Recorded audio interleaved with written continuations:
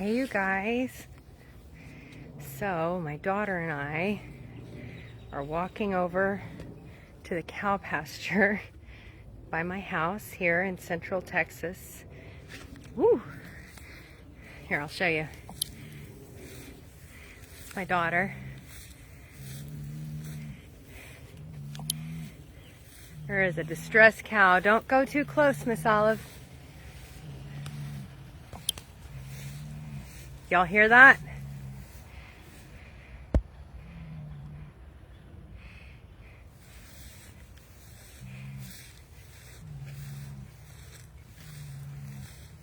Oh dang.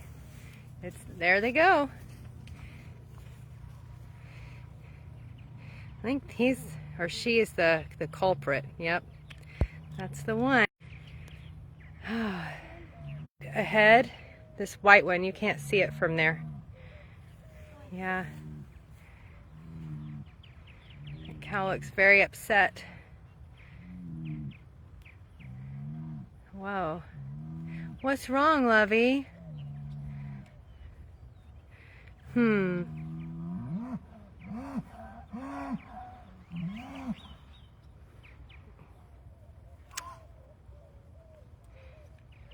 That's a mama.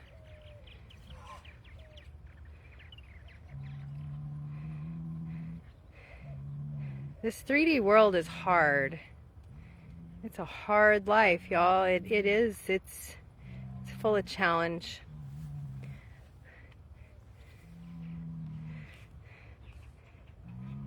Her family's not far.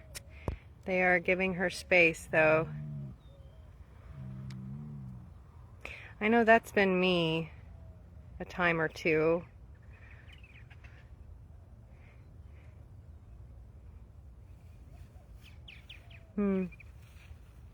Hi, Vincent.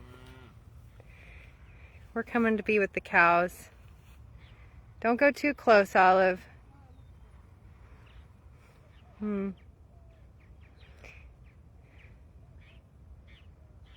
What is that cow doing? It is digging a hole. That is interesting.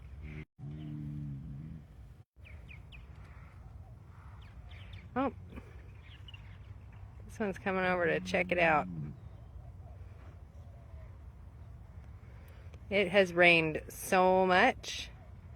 That mud is cakey, y'all. Alright, let's head back. Man, they're really close. They don't usually come up this close. Look at them all. I don't think so.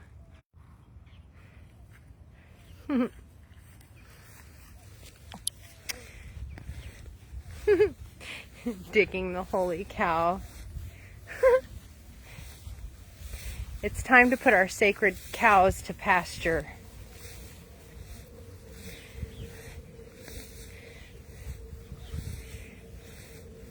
Have you ever heard that concept, the sacred cows? So, you know the sacred cows in India, right? The sacred cows in India, a lot of people would say, why, if the people are starving in India, why don't they just eat the cows? Well, for a 3D reason. And that reason is that the cow pies actually serve as fuel for cooking, and milk that, you know, is a sustainable resource. And, you know, the people that would kill the cows and eat the cow would not be able to gain on that resource. So there's a reason for that sacred cow. Now, that's an old reason. Whether or not that remains to be seen, you know. I guess you'd have to ask someone who lives in India or who has some kind of understanding of the culture and the practices attached to that tradition, attached to that sacred cow, right? we all have sacred cows. And sometimes we have to take a real close look and do a personal inventory check and an inquiry into why the cow was sacred in the first place. And does it still apply? Is it still relevant? Is the sacredness of that symbol still serving you in some way? And if you do that inventory check on your life and your sacred cow, and the answer is yes, it is still sacred, it's still important, then yeah, like, good job for doing the work. But if it's not, no hard feelings, no reason to keep holding on to something.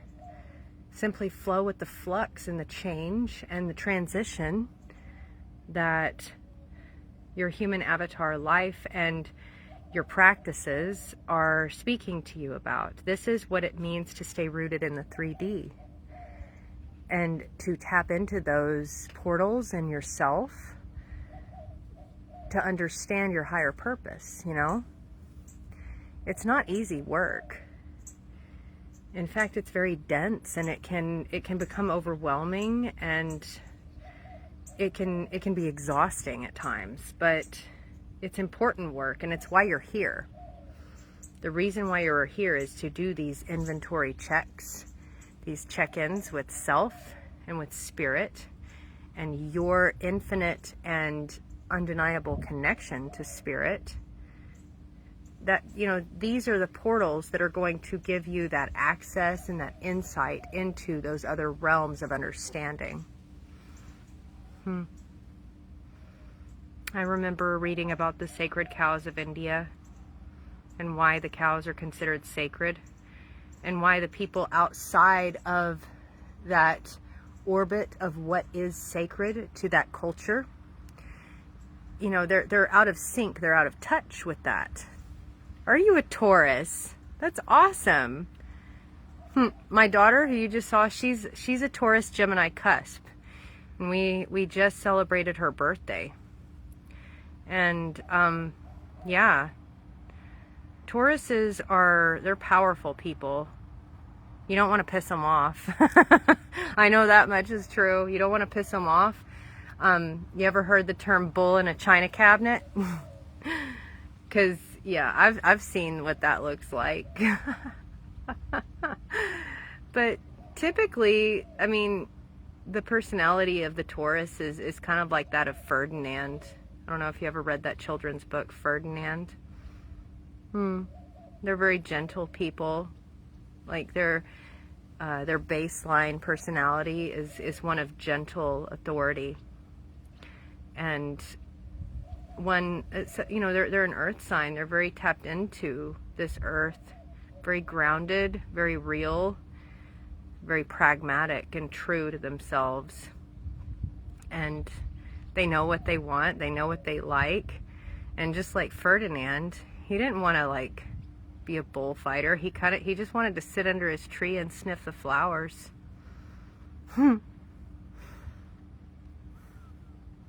Hi, Russ. Hi, Saeed.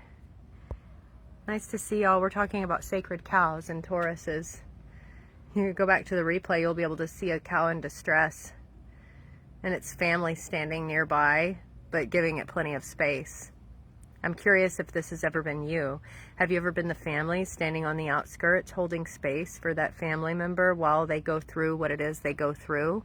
Or have you ever been that family member that required the space to be held? Sometimes whenever we are deliberating what our sacred cows really mean and what, you know, because what's sacred to us is going to inevitably change through the course of our human avatar life. It's going to shift and it's going to be in flux, especially with these ever-changing energies that are, quite honestly, they are bombarding planet Earth right now.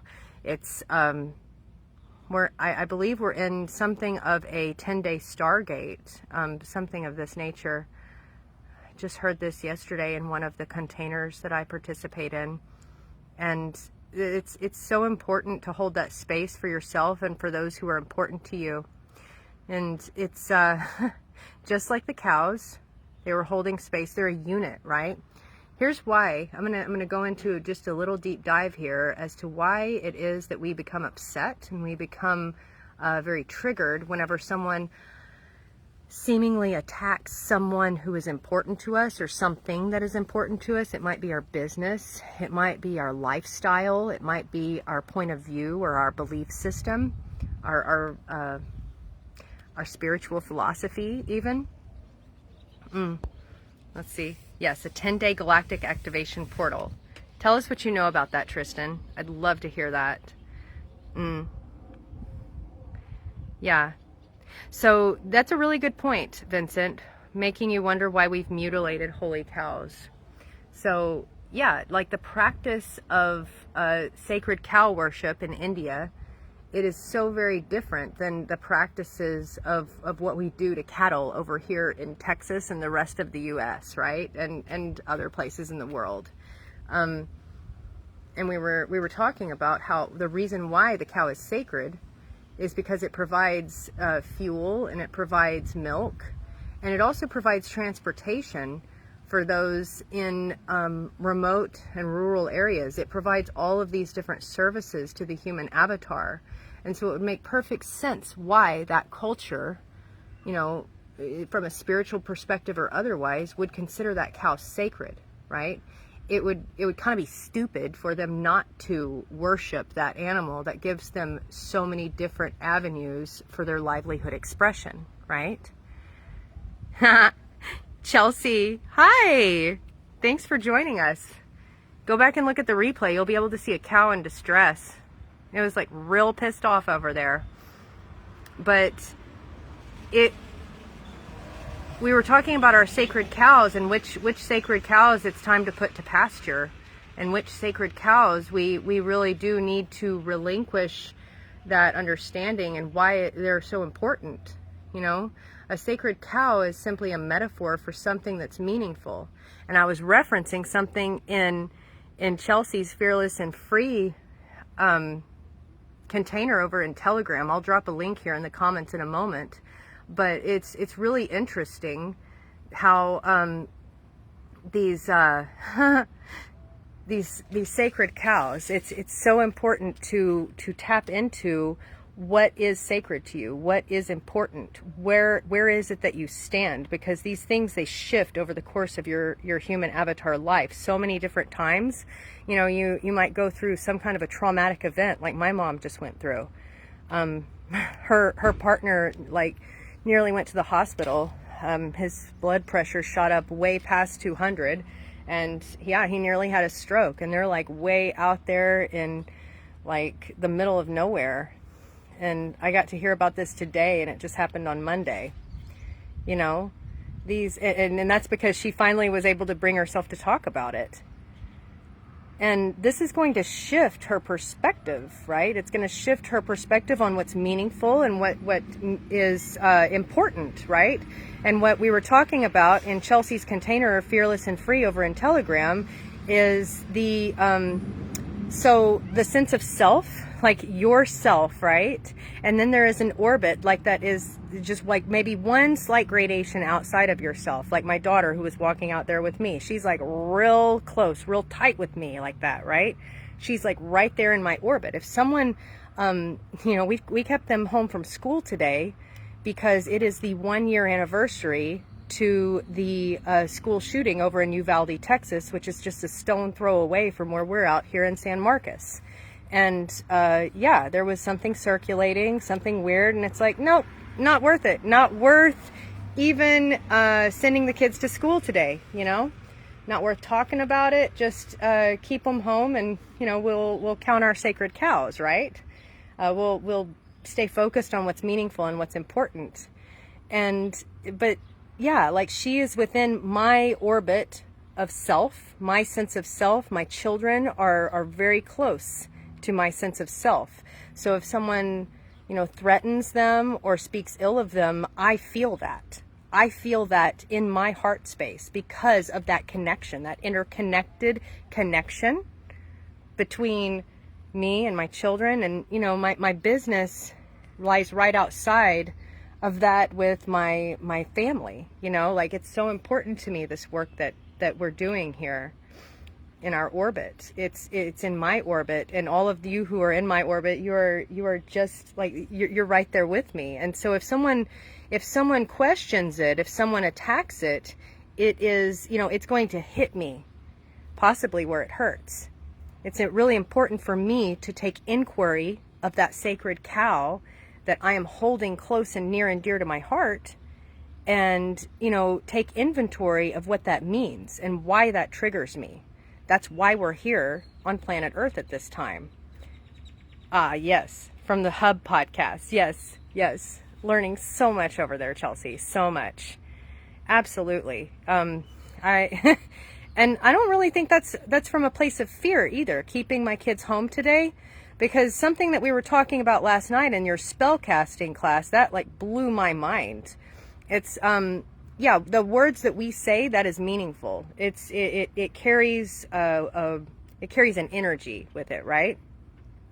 But what also carries an energy is the collective connection of all the other beliefs and all of the other sacred cows and all of the other you know, meaningful spiritual philosophies and political agendas, and those who are feeling like they are at the end of their rope. That is a palpable energy that I'm able to tap into, and I know you are too. Like, we all are. It's, you know, we're all co-creating and weaving together this tapestry of a shared experience. And yeah, that's what the collective connection is all about. We are in a collective, and we are co-creating this existence together. And within our individual orbit of experience, that is, you know, we're going to feel those ripples of influence quite a bit more palpably than we do those outside of that immediate orbit. But there are ripples that radiate outward from your heart center as an individual human on planet Earth. They keep rippling outward and outward and outward infinitely. That's why that in essence is why we are connected to the entire universe, and we can hold whatever it is that we hold dear as a sacred cow. But it's important to do the work and to take the inventory on what the nature of that sacred cow is, and if it's still important, because maybe something that was important like 10 years ago that you're still putting energy into, that you are still allowing it to influence you within your orbit of self-identity. Like, maybe it's not important anymore, and you just haven't really taken a hard look at it for a while. And yeah, this is what I've been going through. I'm curious about all of your experiences as well, because I know that there's a lot of shifts for the human collective right now. There's a lot of shifts and a lot of new connections that are being made in real time right now. And let me scroll back and see what it's called again. The 10-day galactic activation portal. Yeah, I'm feeling that wholeheartedly, y'all. Thanks for joining me for this little exploration. It's been a while since I went live here on my feed, and I'll be uploading this to YouTube. I hope you'll subscribe.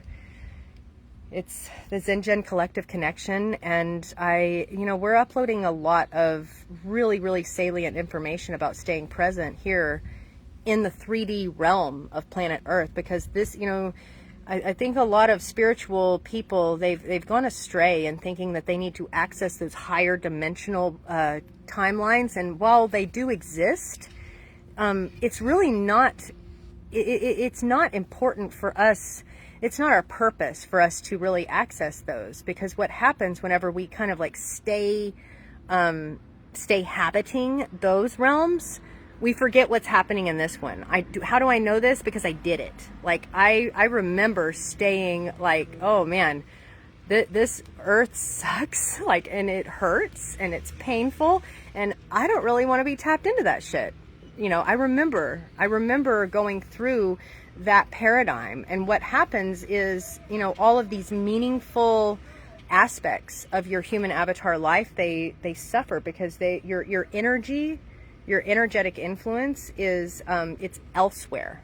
It's elsewhere. It's on different timelines where you're choosing to inhabit. And, just the nature of the human experience on planet Earth, it's like, we're here. And this is what we are supposed to be experiencing. There is a reason for that. And to renounce it is to actually renounce your birthright as a human avatar who chose to be here right now. You chose to be here. You're meant to feel it. You're meant to experience it. And really, it's going to do you good. In the long run, it's going to do a lot of people good. You are enhancing the perspective of the interconnected collective by anchoring into this 3D world. And I guarantee you, it's going to provide you portals of access through your infinite heart space as you open that up and you feel those connections and you feel those vibrations of the pain and the suffering and the emotional turmoil that's going to be rippling through. Like you're going to be able to access multiple realms simultaneously.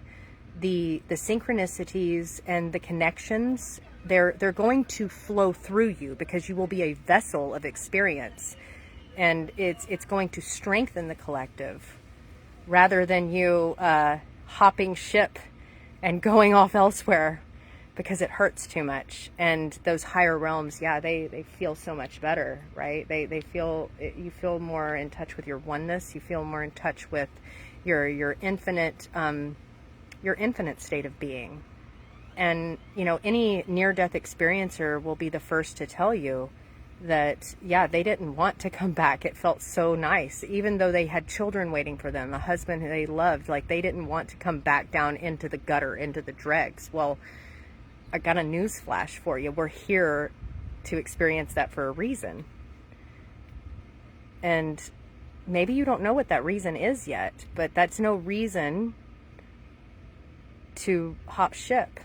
That's no reason to abandon that purpose that you came here for. Maybe you haven't awakened to it yet. Maybe you've only awakened to portions of it.